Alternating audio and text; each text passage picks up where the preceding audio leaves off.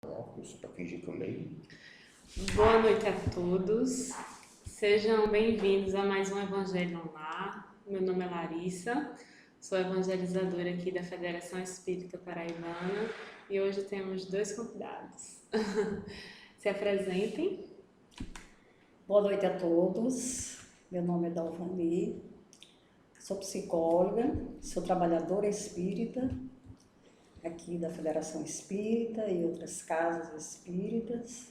Faço parte da AME, da Associação Médico Espírita, e aqui estamos para compartilhar com vocês esses ensinamentos de Jesus que nos direciona para uma compreensão mais abrangente.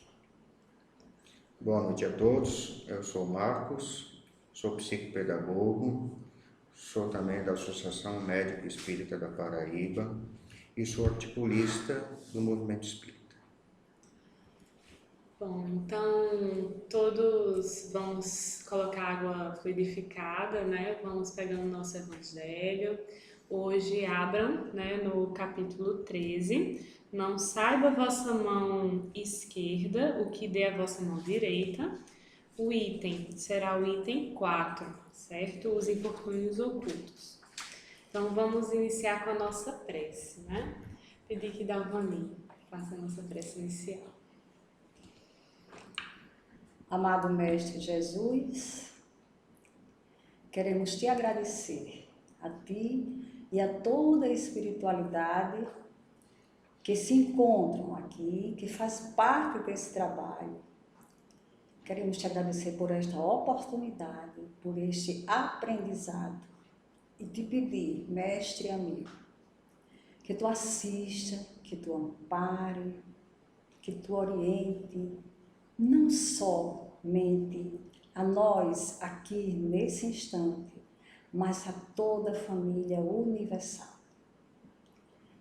E assim, Jesus, na certeza de que tu estás conosco, estás com todas as famílias, com todos os cristãos, queremos te agradecer hoje e sempre. Assim seja. Que assim seja. Então, o texto de hoje é os infortúnios ocultos. Antes de ler o texto, né, o que é que vocês entendem por essa expressão, infortúnios ocultos?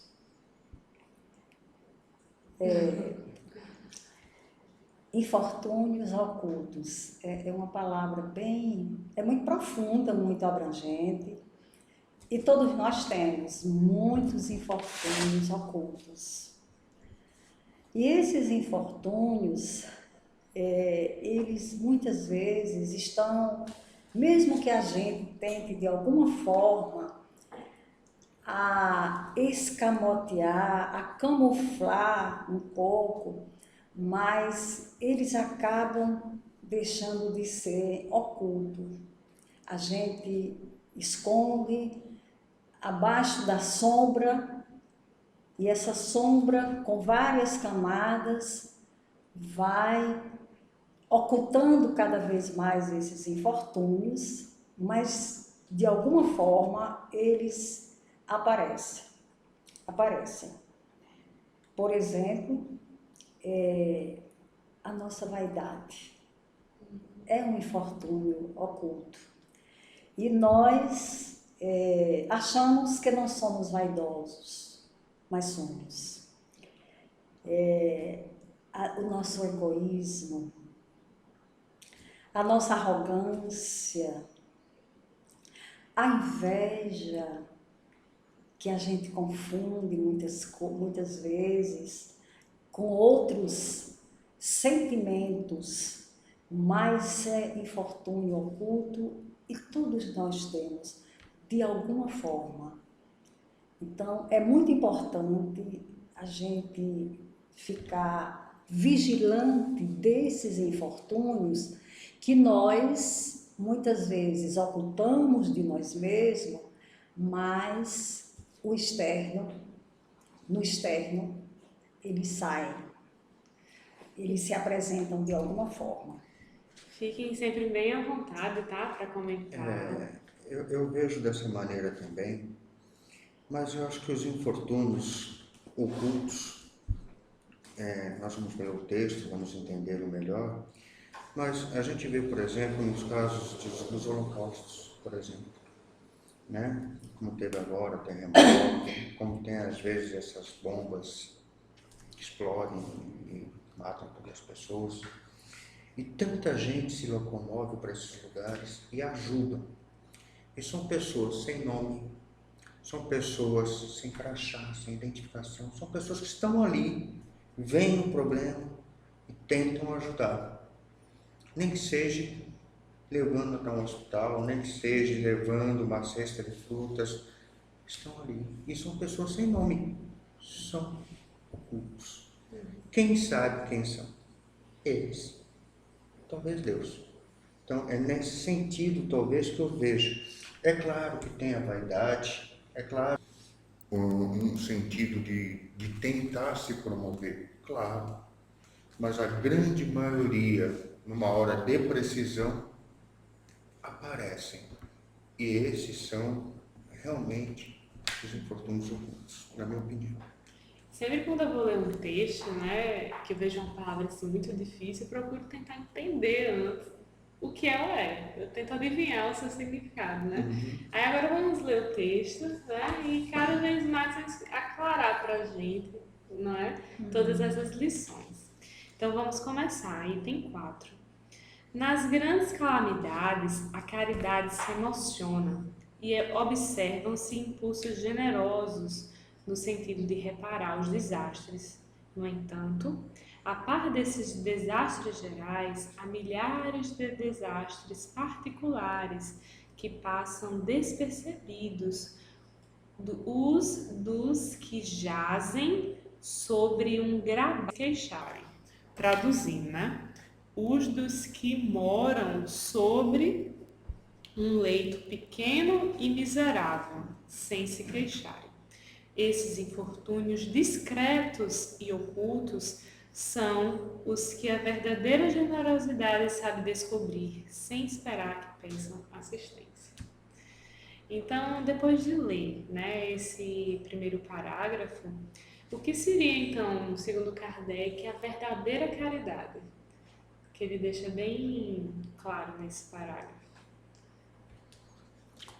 São as ações, né? As ações que se faz, as ações no sentido material, que enquanto todos aqui encarnados precisamos, e a Terra há pouco tempo nomeou, né, essa uma delas, e também a caridade no sentido de uma palavra, um acolhimento é caridade, uma palavra indulgente é caridade, um toque é caridade, uma compreensão é caridade.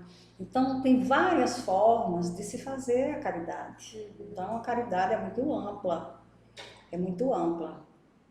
Daí, Kardec se reportar à caridade, e a caridade de uma forma, e por isso que eu pontuei no início a questão dos infortúnios ocultos que nós temos, que aí,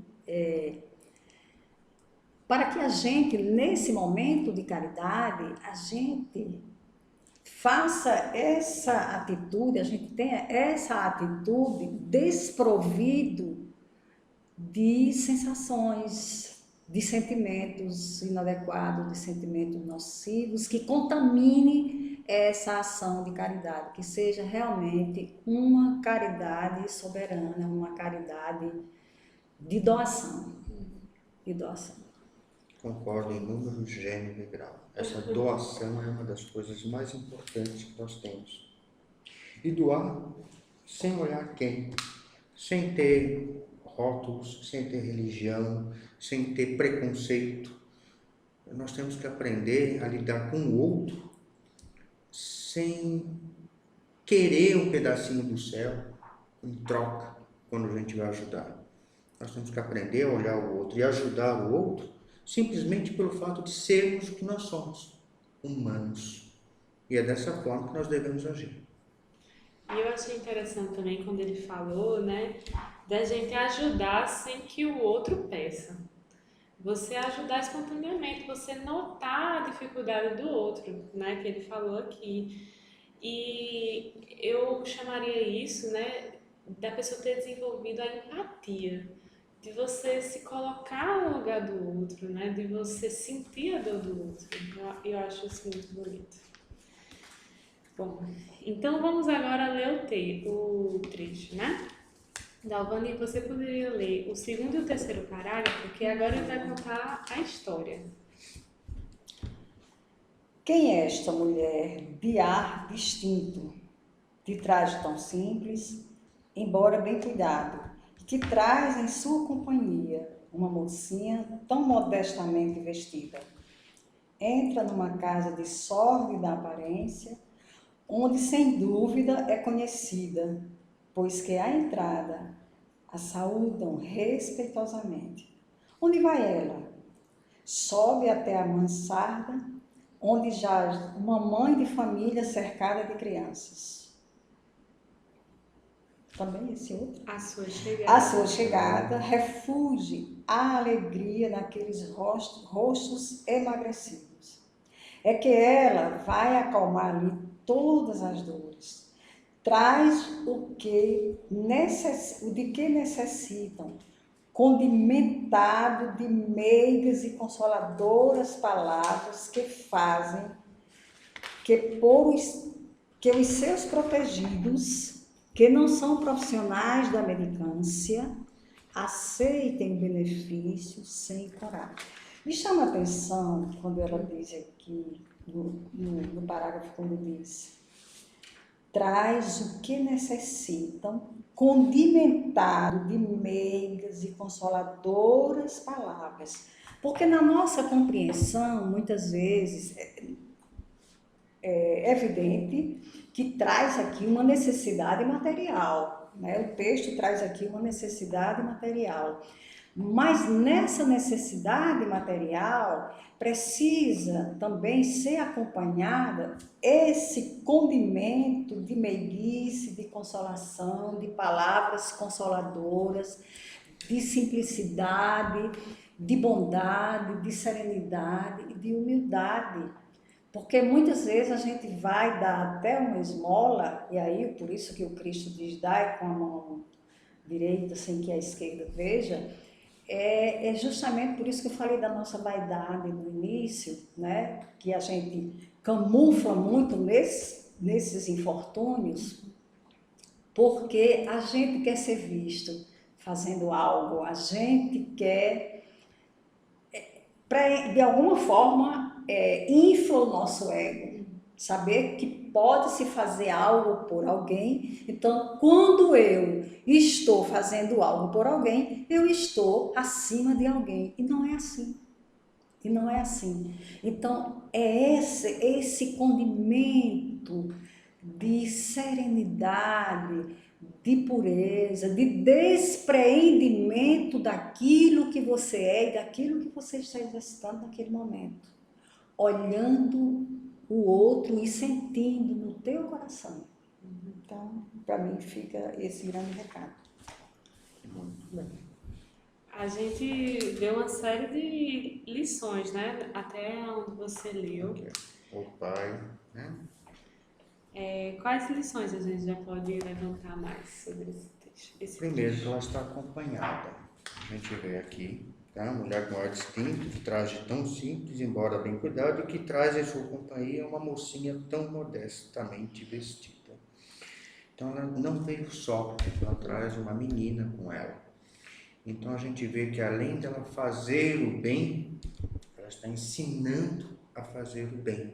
Ela já está orientando a pessoa com ela a se tornar no amanhã uma pessoa benevolente como ela. Outro ponto também que a gente pode destacar é que era uma família necessitada não só materialmente, como espiritualmente também. Eles estavam precisando de consolação. Eles estavam com o pai no hospital.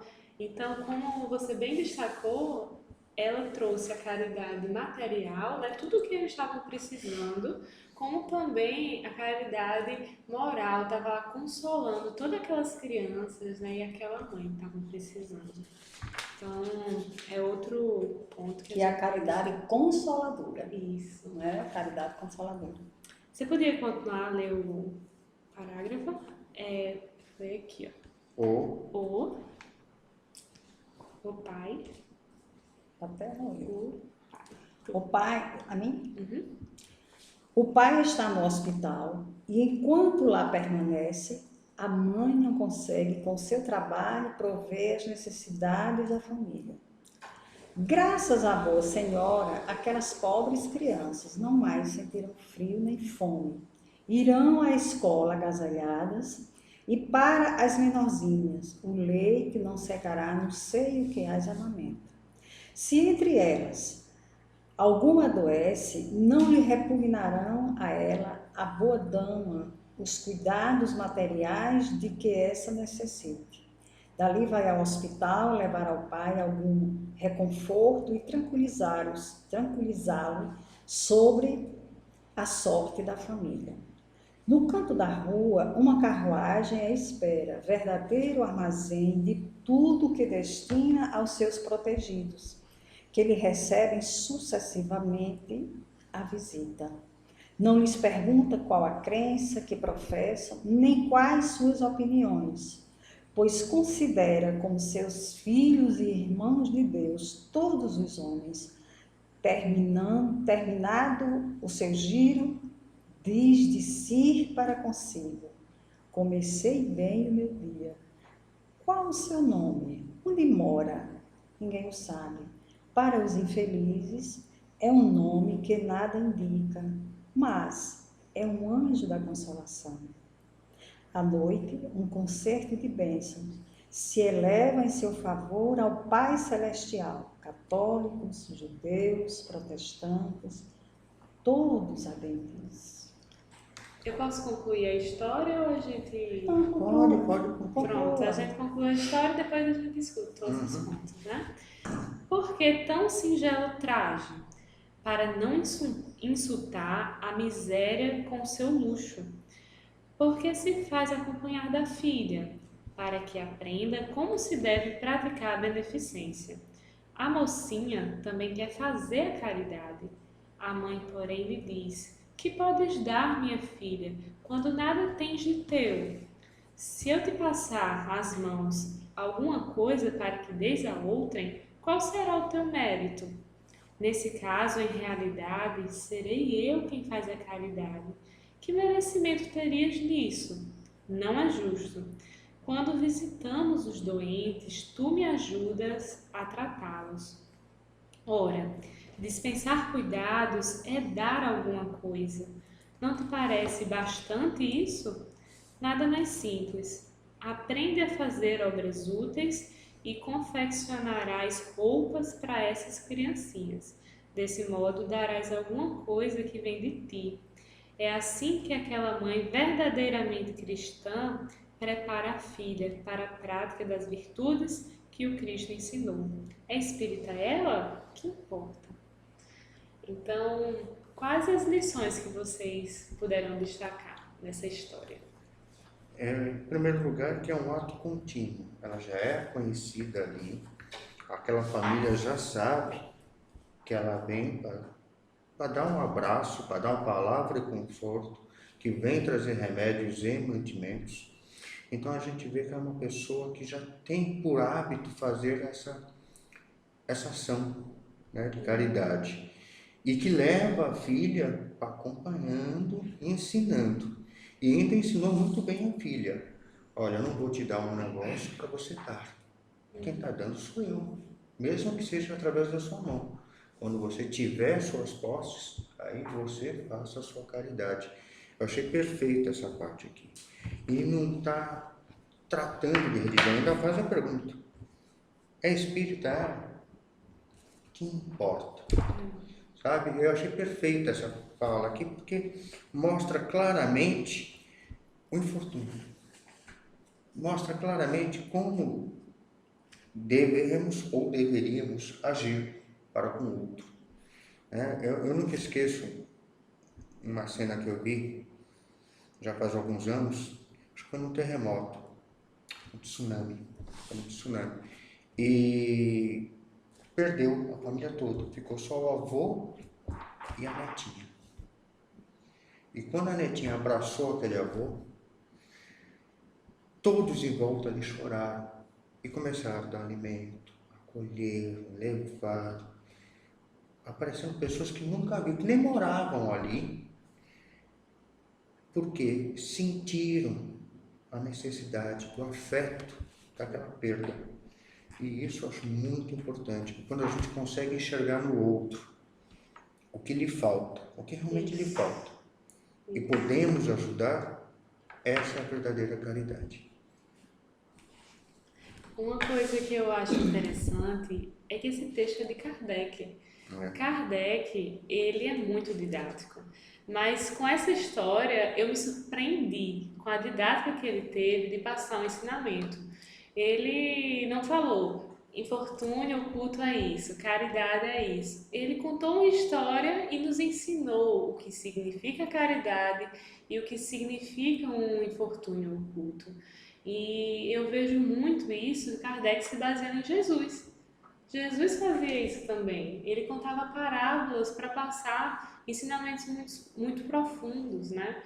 Então, a primeira coisa que me chamou muito a atenção foi essa didática de Kardec, né? E como é claro o ensinamento. Davani, tem mais algum ponto, né, alguma lição que você queria destacar no texto? A inteligência de Kardec é imensurável, né? E acima dele a inteligência de Jesus. Né? Jesus, o mestre mais inteligente em todos os aspectos que passou na Terra, eu diria. Porque para todas as situações ele tinha uma forma inteligente de agir nos momentos de acusações, nos momentos de dores, porque ele também viveu tudo isso. Ele foi instigado, mas ele passou, de todas as formas, ele passou mensagem para todos nós. Então Jesus tinha uma inteligência mais do que multifocal, digamos assim. Uma inteligência imensurável. Nada tirava a serenidade de Jesus. Com todos os acontecimentos, ele deixava uma mensagem, ele deixava um legado. Com tudo, de qualquer forma. No momento de dissabor, no momento de serenidade, no momento de socorro. Mas ele deixava sempre uma serenidade. Ele deixava sempre uma mensagem muito serena. E uma coisa que me chama a atenção é que ele fazia com que o outro, quem estivesse do outro lado, alcançasse também aquela situação. Ele não fazia por alguém, literalmente. Ele mostrava os caminhos. Vai, faz isso. Não tinha preconceito, Nada. não tinha religião, Nada. não tinha doença. Qualquer que lhe pedisse ajuda, Também. inclusive romanos. Pois é, veja a grande diferença que a humanidade, que nós, que somos mães ou pais, o que é que nós fazemos com os nossos filhos? Nós queremos fazer tudo por eles. Né? Nós, de alguma forma, e quando nós assim agimos, nós estamos tirando deles a oportunidade daquele aprendizado. Que Jesus não fez isso com ninguém. Jesus não tirou a oportunidade de ninguém aprender, muito pelo contrário. É maravilhosa, é fantástica a inteligência de Jesus. E Kardec segue o seu legado e deixa todo esse cabedal, né, de literaturas para a gente, e muito profunda. É uma psicologia profunda que Kardec escreve, que Jesus deixou para todos nós e que Kardec também deu a sua grande contribuição. E para terminar, né, o último parágrafo. Em casa é a mulher do mundo, porque a sua posição o exige. Ignoram, porém, o que faz, porque ela não deseja outra aprovação além da de Deus e da sua consciência. Certo dia, no entanto, imprevista circunstância leva-lhe à casa de uma de suas protegidas, que andava a vender trabalhos executados por suas mãos. Esta última, ao vê-la, reconheceu nela sua benfeitora. Silêncio, ordena-lhe a senhora, não digas a ninguém. Falava assim Jesus. Aqui, ó, mais uma, né, prova de que Kardec se baseava em Jesus. Se baseava no ensinamento de Jesus. Quem é que não vai lembrar da parábola do bom samaritano? Em que Jesus passava, né, a lição da caridade, de procurar ajudar, né, sem saber quem era. Aquela pessoa que estava caída no chão, ninguém sabia qual era a religião, qual era, E né? nessa fala dela, mais do que nunca está implícito o dito, né? Não saiba o que a vossa mão esquerda fez, que a mão direita não saiba o que a mão esquerda fez, né? Ela Isso. esquece. É, Ou seja, ela não quer que ninguém saiba. E a gente vê, era uma pessoa tipo socialite, né? Uma pessoa da sociedade, conhecida, que isso. poderia ter todos os trunfos e até prestígios por seus atos. Mas ela não teve interesse nenhum. Somente interessava a ela e a Deus. Fazendo um link aqui com a fala dos escritos de João de Ângeles, entre ego e self, né? O quanto nós precisamos do nosso ego, de colocar o nosso ego à frente das nossas atitudes, dos nossos infortúnios, né? E o self. Então, a gente vê na atitude dessa mulher que o ego dela está muito bem trabalhado. O ego dela realmente é um princípio de realidade, porque o ego dentro da estrutura psíquica é uma instância de princípio da realidade. Mas a gente infla tanto esse ego que ele sai da realidade, que nós saímos da realidade. E ela aqui, nessas atitudes dela, nessa grande atitude dela, ela deixa muito claro o quanto ela está em contato com ela mesma, o quanto ela está em contato com a sua essência. Com a sua realidade. Com a sua realidade, com a sua essência. Então, ela está mais voltada para o self. Ela está mais em contato com ela mesma, com a essência divina, porque não interessa religião, não interessa credo, não quer que o outro veja. O que interessa é eu resolver a situação daquele necessitado. E isso é um grande aprendizado para todos nós, né? E me chama muita atenção outra parábola de Jesus, não sei se ainda temos tempo, outra parábola de Jesus é a do filho pródigo. A atitude daquele pai, que o filho pródigo, que tem tem essa representação, essa simbologia do ego, pega todo o seu tesouro, antecipa o seu tesouro, pede ao pai e vai viver a sua vida. Se dá mal, não consegue realizar seus objetivos, fica sem nada, volta e esse pai recebe da mesma forma. O outro fica xingando. Ora, esse lugar vem tomar meu lugar, eu estou mais perto do meu pai, sou eu quem cuido do meu pai. Outro voltado nos interesses egóicos dele, o irmão. E o pai, qual é o lugar que esse pai está? No lugar dessa mulher, com aquela serenidade, com aquela essência. Volte, meu filho, mata o novilho. Quando o outro começa a esbravejar, ele diz, não, é seu irmão, né? Então, esse pai, ele tem uma simbologia do Deus, da essência divina, porque recebe esse filho da mesma forma, recebe o outro. E aí fica a pergunta para todos nós. em que lugar nós estamos na essência, na atuação, estamos em contato com a nossa realidade, estamos fazendo uma caridade despretensiosamente, desinteressadamente, estamos realmente exercitando a nossa essência divina ou não? Então, chegamos ao fim, né, de mais um Evangelho no Lar. Obrigada, Dalvania, obrigada, Marcos, pela presença. Nós, do Departamento de Comunicação, ficamos muito felizes, né, pela participação de vocês e as pessoas que estão aí em casa também. Eu pediria que Marcos fizesse a prece final. Senhor, nosso Pai, com sua infinita bondade, abençoa-nos no mais esse término do Evangelho.